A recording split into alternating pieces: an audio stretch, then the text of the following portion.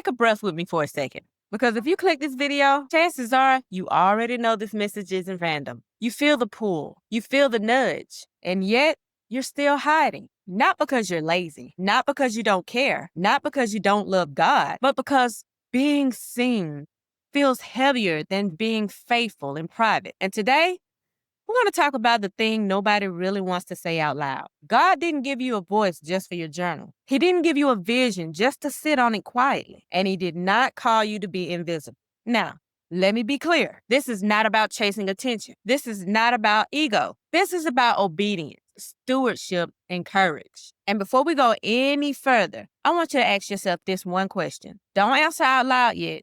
Just sit with it. Am I being humble? Or am I hiding? Let me tell you how I knew something was off. For a long time, I told myself I was waiting on God, waiting to feel ready, waiting to feel confident, waiting to feel qualified. But if I'm honest, I wasn't waiting on God. I was waiting on fear to leave. And fear is patient. Fear will let you wait forever. I remember sitting with ideas, teachings in my spirit, messages that would not leave me alone. And instead of releasing them, I kept spiritualizing my silence.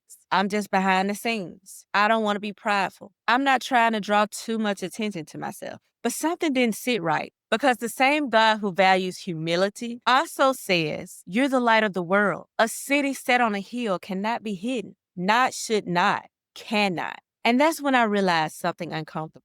Invisibility is not a fruit of the spirit. Silence is not always submission. And hiding is not the same as holiness. Let's talk about the lie many of us inherited, especially as women of faith. We were taught, don't be too much. Don't be too loud. Don't draw attention. Don't outshine.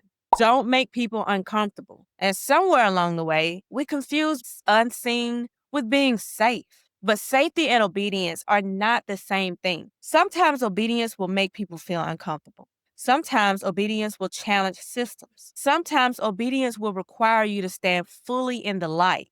And here's the part that might sting a little, but I say it with love. The enemy does not need to stop a gifted woman. He just needs her to stay quiet. You don't have to lose your faith.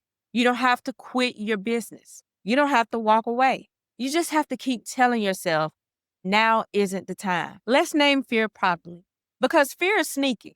Fear rarely sounds like, I'm afraid. I need to prepare more. I'm not clear yet.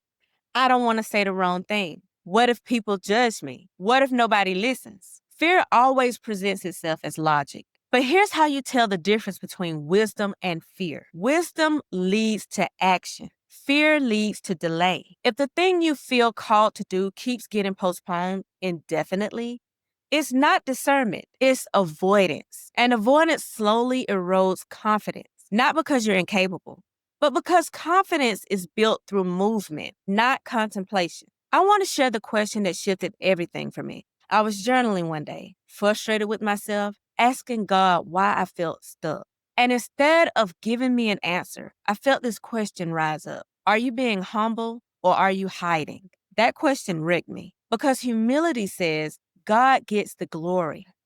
Hiding says, don't trust God with the outcome. Humility still moves. Hidden stays frozen. And in that moment, I realized I was calling fear wisdom so I wouldn't have to confront it. Let's get practical, because conviction without direction leads to shame. And that's not what we're doing here. Number one, start with obedience, not confidence. You don't need to feel bold. You need to feel willing. Confidence follows obedience, not the other way around. Two, speak to one woman. Stop trying to serve everyone. Picture one woman who needs what you carry. Clarity breeds confidence. Three, detach from outcomes. Your job is obedience. God handles reach, response, and results. Four, build visibility that aligns with your values. You don't have to perform. You don't have to mimic. You don't have to become someone else. Visibility rooted in truth is sustainable. Sis, let me say this plainly. If God gave you the message, He already accounted for your personality. If He gave you the assignment, He already factored in your fear. And if He placed the vision in you, He never intended for it to die in hiding. So I'll ask you again, gently but honestly, are you being humble or are you hiding? If this message stirred something in you, I want you to do one brave thing. Comment or mute it down below. Not for me, for you. Because this is the season you stop shrinking, stop silencing yourself, and stop confusing fear with faith. You don't need permission anymore. You're seen, you're called, and it's time to show up.